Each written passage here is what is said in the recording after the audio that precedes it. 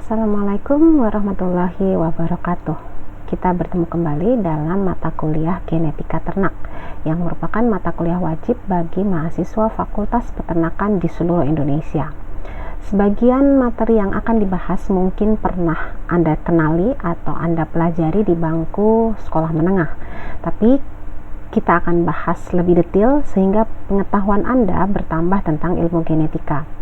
Mata kuliah yang hubungannya sangat dekat dengan mata kuliah genetika ternak adalah mata kuliah ilmu pemuliaan ternak yang akan Anda pelajari pada semester 3. Oleh karena itu diharapkan Anda belajar dengan baik, serius, konsentrasi agar bisa memahami semua materi yang disajikan pada mata kuliah genetika ternak ini, agar tidak menemukan kesulitan pada mata kuliah selanjutnya yang memerlukan pemahaman tentang ilmu genetika.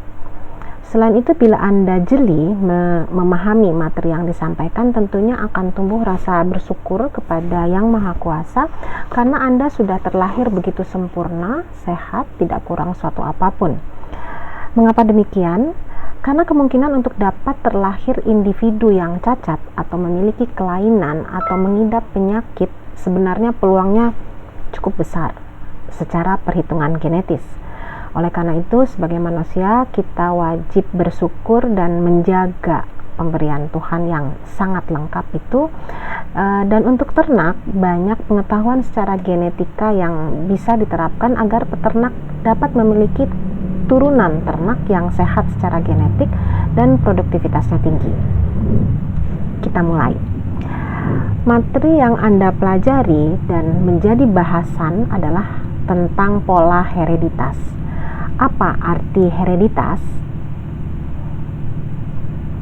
Ya, hereditas adalah pewarisan atau penurunan sifat dari induk atau orang tua atau tetua ke keturunannya atau ke anaknya. Ilmu yang mempelajari tentang pewarisan sifat disebut genetika. Kita mulai kembali mengingat tentang persilangan monohibrid yang menggunakan dasar hukum Mendel. Persilangan monohibrid adalah persilangan dengan satu sifat beda.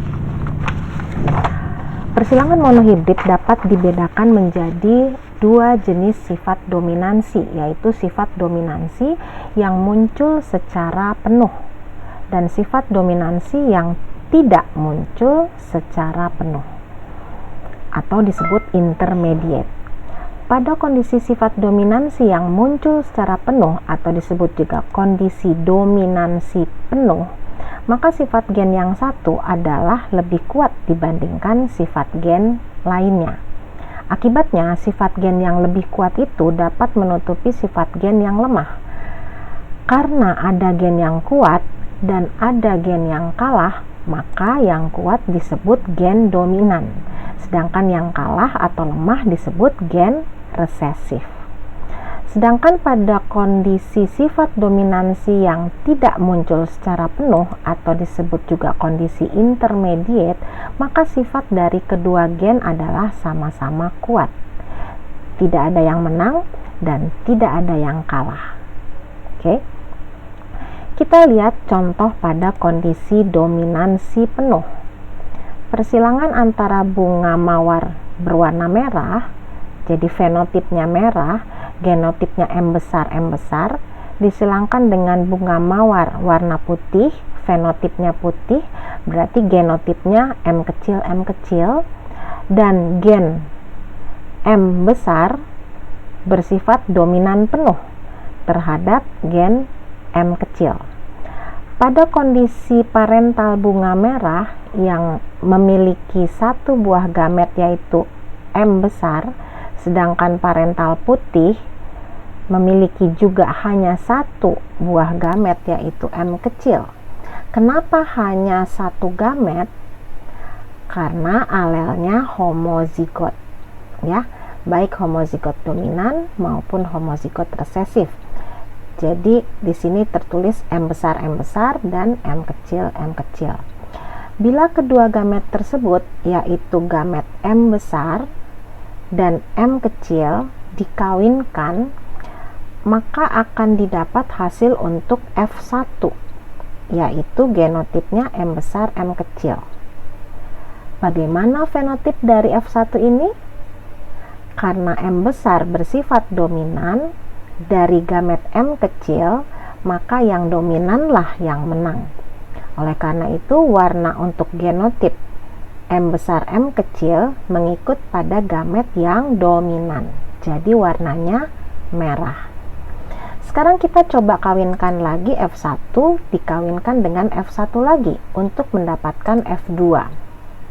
Seperti ini, F1 dikawinkan dengan F1 lagi, dan perkawinan sesama F1 disebut juga dengan perkawinan inters mating atau perkawinan inters. Kondisi alel pada parental F2 pada P2 adalah heterozigot, yaitu gamet M besar dan N kecil dari sini, dan untuk induk yang kedua juga sama M besar M kecil seperti ini. Bila parental tersebut disilangkan, ini disilang ke sini, ini disilang ke sini, yang kecil silang ke atas, kemudian saling bersilang, maka akan didapatkan perbandingan genotip pada F2 adalah 1 M besar, 2 M besar M kecil, dan 1 M kecil. Ya, dimana bila ada gamet M besar satu saja, maka warna fenotipnya adalah merah. Artinya perbandingan fenotip pada F2 adalah 3 merah yang muncul dan 1 fenotip putih yang muncul. Sekarang kita pindah pada sifat dominansi yang tidak muncul secara penuh atau kasus dominansi tidak penuh atau disebut juga intermediate. Kasus intermediate terjadi apabila sifat dari kedua gen sama-sama kuat. Jadi tidak ada gen yang bersifat dominan atau tidak ada gen yang bersifat resesif. Semua sama-sama kuat. Contohnya adalah kita coba silangkan antara bunga mawar merah dengan bunga mawar putih. Dengan mawar merahnya M besar dan putihnya M kecil. Sama dengan yang tadi, tapi ini pada kasusnya intermediate, ya. Gamet dari tetua M besar adalah M besar saja, dan gamet dari tetua M kecil adalah M kecil saja. Pada F1 terjadi genotip M besar M kecil karena ini dikawinkan, ya, sama dengan kondisi dominan yang tadi, ya, tapi fenotipnya beda. Kalau pada dominan yang tadi, fenotipnya mengikuti pada warna gamet yang dominan, jadi warnanya F1 adalah merah. Tapi pada kondisi intermediate, karena tidak ada yang menang, tidak ada yang kalah, maka muncul warna lain sebagai fenotip, yaitu warna merah muda. Oke. Sekarang kita coba kawinkan lagi F1, kita kawinkan dengan F1 lagi. Tadi apa namanya perkawinannya? Ya, intersmating. Kita coba kawinkan lagi F1 dikawinkan dengan F1 lagi, namanya intersmating. Gametnya masih sama dengan saat pada dominan, yaitu M besar dan M kecil. Ini dari M besar M kecil di sini, dan yang tetua yang kedua itu M besar juga dengan M kecil. Kemudian kita silangkan sama, ya. Ini disilangkan ke sini, M besar silangkan ke sini, ini M kecil silangkan ke sini, dan M kecil silangkan ke sini.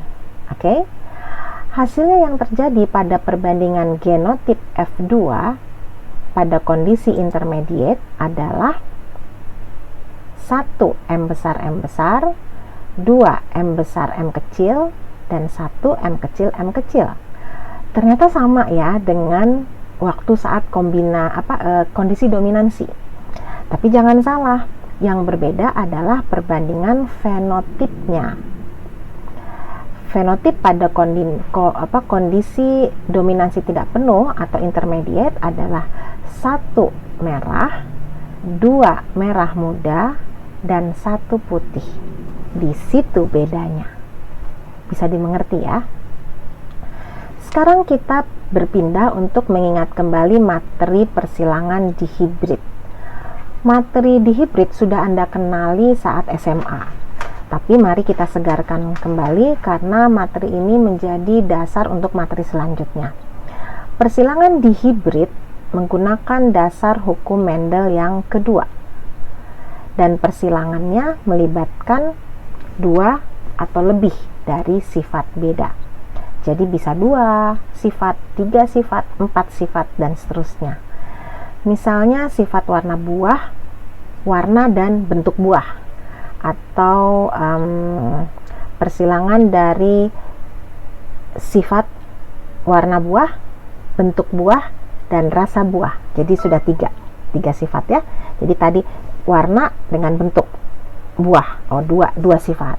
Sekarang kalau warna buah, bentuk buah, rasa buah, berarti sudah persilangan 3 sifat. Sekarang kita coba silangkan. Kita menyilangkan buah yang berbentuk bulat dan warnanya kuning. Jadi genotipnya B besar untuk bulat dan K besar untuk warna kuning. Jadi ini 2 sifat. Kita silangkan dengan buah yang bentuknya kisut dan warnanya hijau. Jadi genotipnya B kecil itu untuk genotipnya kisut dan K kecil untuk warna hijau. Jadi ini persilangan 2 sifat. Ini menjadi parental pertama atau tetua pertama. Oke.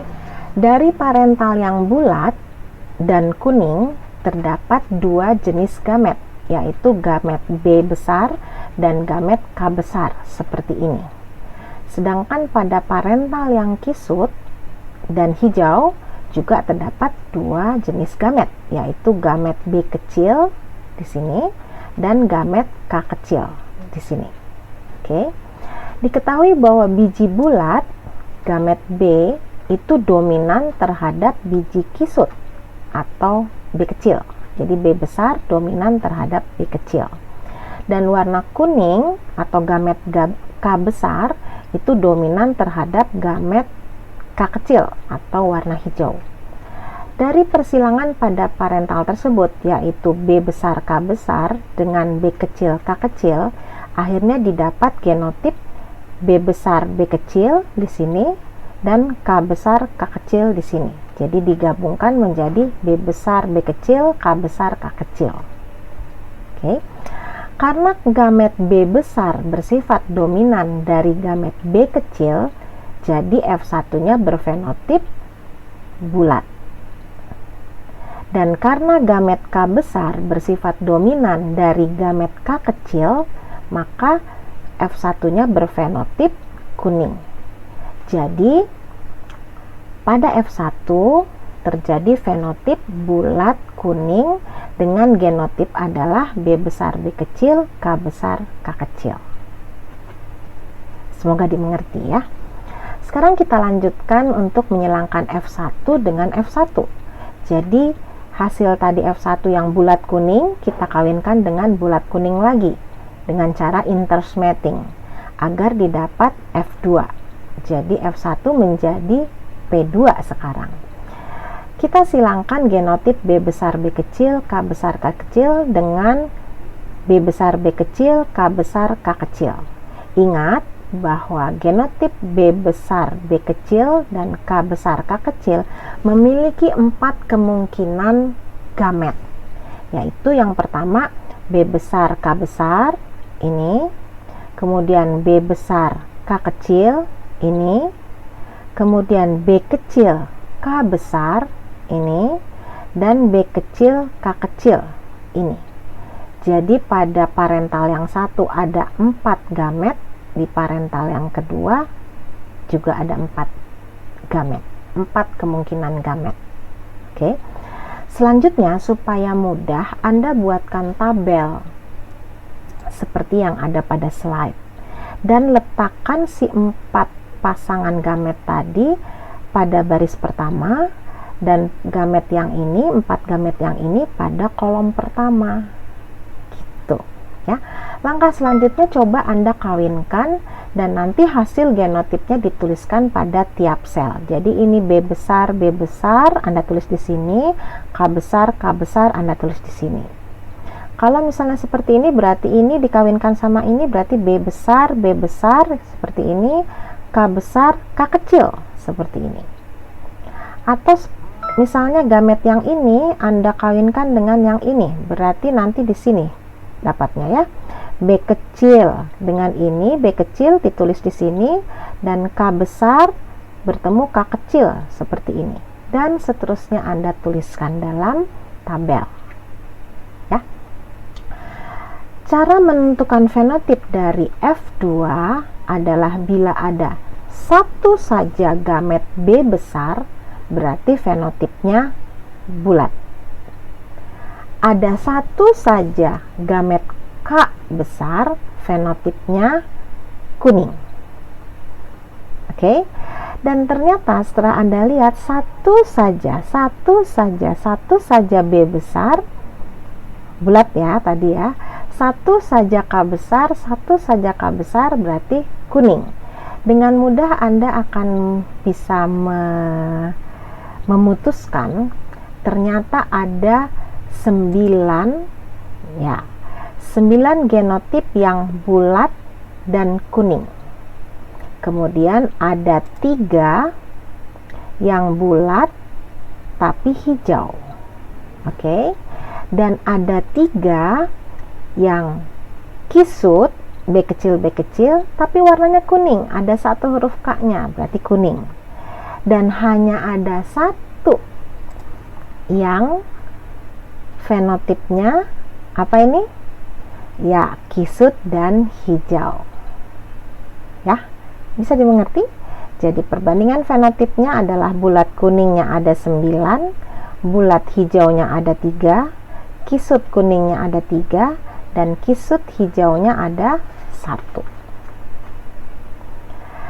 Bila kita simpulkan bahwa berdasarkan hukum Mendel, perbandingan fenotip F2 adalah 3:1, atau bisa juga 1:2:1 pada kondisi monohibrid. Artinya 3:1 terjadi pada kondisi dominansi sempurna, atau 1:2:1 pada kondisi intermediate. Ya, itu pada kondisi monohibrid, F2 yang monohibrid. Sekarang kalau kondisinya F2 pada dihibrid itu adalah 9:3:3:1. Ternyata pada kenyataannya tidak semua persilangan menghasilkan rasio atau perbandingan seperti rasio yang ditemukan oleh hukum Mendel. Jadi ada beberapa kasus atau kondisi yang menghasilkan rasio fenotip yang berbeda dari hukum Mendel. Hal ini disebabkan karena ada beberapa gen yang saling mempengaruhi atau saling berinteraksi pada saat pembentukan fenotip. Interaksi yang terjadi ada dalam tingkat gen atau ada juga yang terjadi pada tingkat antar alel. Akibat dari berbagai jenis reaksi atau interaksi ini, maka timbul fenotip yang berbeda. Meskipun berbeda, tapi rasio fenotipnya masih mengikuti hukum Mendel, jadi disebut dengan istilah penyimpangan semu dari hukum Mendel. Ada 2 jenis penyimpangan semu hukum Mendel yang menjadi akibat interaksi gen dan akibat interaksi antar alel. Kita bahas tentang interaksi antar gen dulu. Interaksi gen adalah saling pengaruh antara gen yang satu dengan gen yang lain sehingga mempengaruhi fenotip dari suatu individu. Beberapa kondisi yang termasuk interaksi gen adalah atafisme, polimeri, hipostasis, kriptomer, epistasis, dan komplementer. Sekarang kita fokus untuk membahas kondisi penyimpangan semu hukum Mendel akibat interaksi gen yang pertama, yaitu atafisme. Atafisme adalah interaksi antar gen yang menghasilkan filia atau keturunan dengan fenotip yang berbeda dari induknya. Contoh yang dapat Anda lihat langsung adalah pada bentuk jengger ayam, di mana sifat genetis pada jengger ayam tidak diatur oleh hanya 1 gen, tapi oleh interaksi 2 gen. Fenotip jengger ayam dikontrol oleh dua gen, yaitu gen R dan gen P, yang saling berinteraksi dan bisa muncul dalam kondisi kemungkinan 4 jenis alel. Fenotip jengger ayam dikontrol oleh 4 jenis alel, sehingga fenotip yang tampak ada 4 macam. Kita dapat mengenali 4 jenis jengger ayam. Yang pertama adalah jenis walnut. Genotipnya itu R. Ini kalau ada tanda garis ini bisa R besar, bisa R kecil, tapi tidak berpengaruh karena kita yang lihat yang huruf pertamanya. Jadi R besar dan P besar pasti fenotipnya walnut. Walnut itu seperti ini. Kemudian jenis jengger yang rose atau mawar bahasa Indonesianya. Ini kalau genotipnya R besar dan semua P kecil, tidak ada P besarnya. Jenis yang ketiga adalah jenis P atau kacang seperti ini. Jadi genotipnya R kecil semuanya dan ada 1 P besar. Minimal 1 saja P besar sudah memicu munculnya jengger jenis P. Dan jenis single atau tunggal seperti ini, itu genotipnya adalah R kecil, P kecil, P kecil. Jadi tidak ada alel dominannya. Ya, silakan perhatikan, jangan sampai salah. Nanti kalau Anda melihat ayam, Anda bisa langsung menduga genotip dari ayam tersebut hanya berdasarkan fenotip atau tampilan dari jengger masing-masing ayam. Ya, kita lanjutkan. Sudah dilihat ya, ada 4 ini yang umum.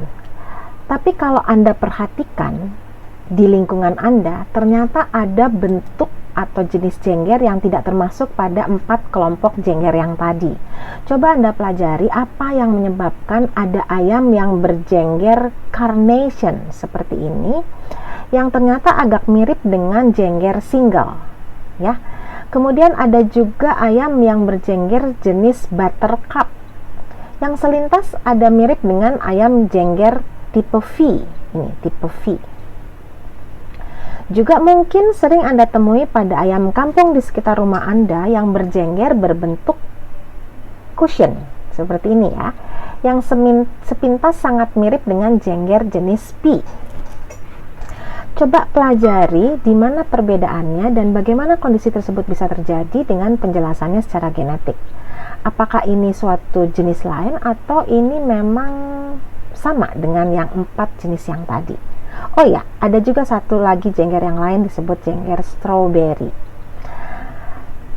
Sekarang kita coba lakukan persilangan antara jengger ayam jenis rose dengan jengger ayam jenis P.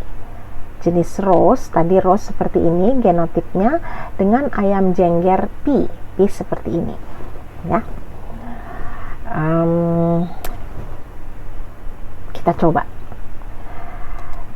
Kita coba parentalnya adalah rose, R besar, P kecil, P kecil. Fenotipnya rose dikawinkan dengan yang R kecil, P besar itu P. Kita lihat gametnya dari tetua yang pertama hanya ada 1 jenis gamet R dan 1 jenis gamet P. Jadi seperti ini. Kemudian pada tetua yang kedua itu juga ada 2 jenis gamet, R kecil dan P besar seperti ini. Kalau ini kita silangkan jadi R besar, R kecil dan P kecil dan P besar. Jadilah seperti ini. Oke. Nah, tolong dilihat bahwa ternyata interaksi antara gen R besar dengan P besar menimbulkan karakter baru yang berbeda dari karakter induknya. Jadi induknya rose dan P, ternyata R besar dan P besar bila bertemu menimbulkan karakter yang baru. Ya, bisa dilihat ya, genotip tertuanya saya ulangi kembali, genotip tertuanya mempunyai gen R besar. Ya, gen R besar itu ciri-cirinya jengger jenis rose, dan yang memiliki P besar itu fenotipnya jengger jenis P. Tapi pada turunannya yang memiliki gen R besar dan P besar bersama-sama, ternyata fenotipnya adalah walnut. walnutnya ternyata beda ya dengan bentuk rose dan pea. Oke, sekarang kita coba kawinkan kembali F1 dengan F1 secara intersmating ya, intersmating. Kita lihat sekarang F1 dan F1 sekarang menjadi parental yang kedua, jadi walnut kita kawinkan dengan walnut. Nah, ternyata muncul ada 4 kemungkinan gamet.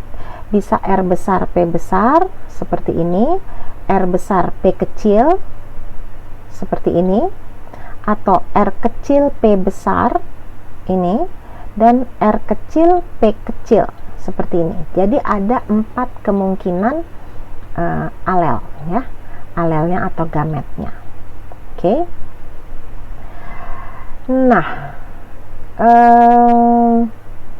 kita coba kawinkan ya, masukkan 4 jenis gamet ini dalam kolom dan barisnya masing-masing seperti ini, dan kita coba kawinkan. Jadi yang 4 alelnya tadi ditaruh di atas dan ditaruh di kolom yang pertama, kemudian dikawinkan seperti tadi, R besar dengan R besar ditaruh di sini, P besar dengan P besar ditaruh di sini. Kalau ini dikawinkan dengan yang ini misalnya menjadi ini ya, R besar dengan R besar ditulis di sini, P kecil dengan P kecil di sini. Kemudian lihat patokan tadi, kalau ada R besar menjadi rose gitu ya, R besar dan satu ada P kecil itu rose. Dilihat patokan yang slide sebelumnya. Oke. Nah, jadi kalau ada satu saja gen R yang bersama-sama muncul dengan satu saja gen P pada satu individu, maka fenotipnya adalah walnut. Nah, di sini sekarang Anda tinggal perhatikan individu mana saja yang fenotipnya walnut. Ada berapa totalnya? Tuh, 2, 3, 4, 5, 6, 7, 8, 9. Iya, ada 9 yang walnut. Kemudian yang P ada 1, 2, 3. Nah, yang rose ada 1, 2, 3. Ya. Dan yang single ada 1. Ya, bisa dimengerti? Oke. Ya. Gitu ya. Jadi ada 9 walnut, 3 rose dan 3 single, 3 P dan 1 single. Oke. Genotipnya jadi sudah tahu semua ya. Ya, yang bergenotip semuanya resesif atau tidak ada gen yang simbolnya huruf besar, misalnya R besar, R kecil, P kecil, itu adalah single. Jadi kesimpulannya, bila dibuat perbandingan, maka perbandingan fenotip F2 pada kondisi atavisme atau atavisme adalah 9, 3, 3, 1. 9 walnut, 3 rose, 3 P, 1 single. Meskipun sama perbandingan fenotipnya dengan hukum Mendel, tapi ada perbedaan pada prosesnya. Jadi jangan lupa dengan gametnya masing-masing. Jangan tertukar bahwa simbol huruf besar dan huruf kecil itu beda sekali artinya. Ya. Sekarang kita lihat hasil penelitian menunjukkan bahwa jengger tipe walnut pada keturunan F2 adalah hasil interaksi gen yang berdiri sendiri, sedangkan jengger tipe single merupakan hasil interaksi gen resesif. Oke, itu cerita tentang atavisme.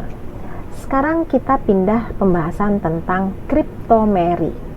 Cryptomeri juga merupakan hasil saling pengaruh antara alel yang satu dengan alel yang lain, sehingga saling mempengaruhi fenotip suatu individu.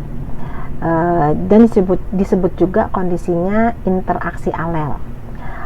Cryptomeri adalah peristiwa tersembunyinya alel dominan jika tidak berpasangan dengan alel dominan lainnya.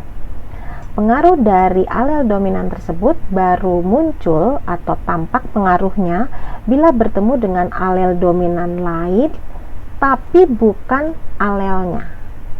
Jadi jika alel dominan tersebut berdiri sendiri, maka sifatnya akan tersembunyi. Jadi harus ketemu alel lain yang bertemu dengan alel dominan yang lain tapi yang bukan satu alel, ya. Nah, sifat tersembunyinya namanya kriptos, makanya disebut di sini kriptomeri. Prinsip kasus kriptomeri bisa kita lihat pada persilangan bunga Linaria marocana. Jadi kita coba kawinkan, bunga Linaria marocana yang memiliki 4 alel. Jadi alel yang pertama adalah alel A besar, itu terbentuk pigmen antosianin. A kecil tidak terbentuk pigmen antosianin. B besar itu membawa protoplasma atau lingkungan basa, dan alel B kecil itu yang membawa protoplasma asam, protoplasma atau lingkungan asam. Anda harus pahami bahwa alel A itu bersifat dominan terhadap alel A besar, bersifat dominan terhadap alel A kecil. Begitu juga alel B besar bersifat dominan terhadap alel B kecil yang bersifat resesif, ya. Jadi bila dalam suatu bunga memiliki alel A besar dan alel B besar bersama-sama, maka bunganya akan berwarna ungu. Bila bunga memiliki alel A besar dan alel B kecil, bunganya akan berwarna merah. Kalau bunga memiliki alel A kecil, maka bunga akan memiliki warna putih, meskipun dia bergabung dengan alel B kecil atau alel B besar. Kita lihat warna merah dihasilkan dari pigmen antosianin dalam lingkungan asam, sehingga bunga yang berwarna merah itu simbolnya adalah A besar, B kecil, B kecil, atau A besar, A kecil, B kecil, B kecil. Jadi kalau ada satu saja alel A, di sininya tidak ada lagi alel B besar, dia berwarna merah. Lihat, ini hanya ada satu, di sininya tidak ada B besar, warnanya merah. Tapi kalau ada A besar di sini, ada B besar di sini, warnanya ungu, gitu ya. Oke. Nah, jika dalam plasma tidak terdapat pigmen antosianin, maka akan terbentuk warna putih, ya. Jadi simbolnya terbentuk warna putih tanpa ada pengaruh dari lingkungan, dan simbolnya adalah A kecil, meskipun di sini ada B. A kecil, di sini ada B besar, ya, atau resesif semuanya, itu pasti warna putih, ya. Jadi bisa dipahami sebenarnya jika ada satu A besar dan satu B besar, warnanya ungu. Kalau tidak ada B besar sama sekali, di sini meskipun ada 2 atau hanya ada 1, warnanya merah, begitu ya. Kemudian di sini juga kalau A kecil, meskipun di sininya B besar, ada 2 bahkan, itu pasti warna putih, gitu ya. Oke, kita lanjutkan. Ketika bunga warna merah, A besar, B kecil, dikawinkan atau disilangkan dengan bunga warna putih, A kecil, B besar. Di sini alel dominan A besar tidak bertemu dengan alel dominan A yang lain. Begitu juga alel dominan B tidak bertemu dengan alel dominan B lain. Akibatnya sifat alel dominan akan tersembunyi, dan F1 pada persilangan pertama akan berwarna ungu. Kira-kira kenapa bisa seperti itu? Warna ungu berasal dari pigmen antosianin yang berada pada lingkungan bersifat basa. Sekarang kita coba buktikan kondisi kriptomeri dengan menyilangkan bunga linaria warna merah dengan bunga linaria warna putih. Anda sudah tahu patokan alelnya, bila berwarna merah yaitu A besar, B kecil, B kecil. Kalau putih, A kecil, B besar, B besar. Ini kebetulan putihnya seperti ini ya kondisinya. Ini juga merahnya seperti ini. Hasil perkawinan antara bunga merah dan bunga putih ternyata menghasilkan F1 dengan ada A besar dan B besar. Nah, ada A1, satu A besar, satu B besar. Jadi fenotipnya pasti ungu. Ingat patokan pada kriptomer, yaitu bila ada dua alel dominan bersama-sama dalam satu individu, maka warna atau fenotipnya akan berbeda dari warna induknya. Jadi warna induknya merah dan putih, tapi di sini ada dua A besar dan B besar, ada dua alel dominan, berarti warnanya berubah, berbeda dari tetuanya. Sekarang bila F1 ini kita kawinkan sesamanya menjadi parental kedua, berarti bunga ungu dikawinkan dengan bunga ungu lagi. Ingat genotipnya A besar A kecil, B besar B kecil. Ini fenotip ungu dikawinkan ungu, dan dari genotip tetua ini memiliki 4 kemungkinan gamet. Bisa A besar B besar seperti ini, A besar B kecil seperti ini, A kecil B besar ini, dan A kecil B kecil seperti ini. Kemudian ditaruh dalam tabel seperti ini. Sudah fasih ya, sudah 3 kali kita ulangi. Nah, Anda buat genotipnya seperti ini, kemudian hitunglah atau tentukanlah fenotipnya ya. Coba hitung berapa individu yang memiliki alel A besar dan B besar secara bersamaan. Ini 1, 2, 3, 4, 5, ini tidak, 6, 7, oh ini tidak ya, 7, 8, ini tidak, 9,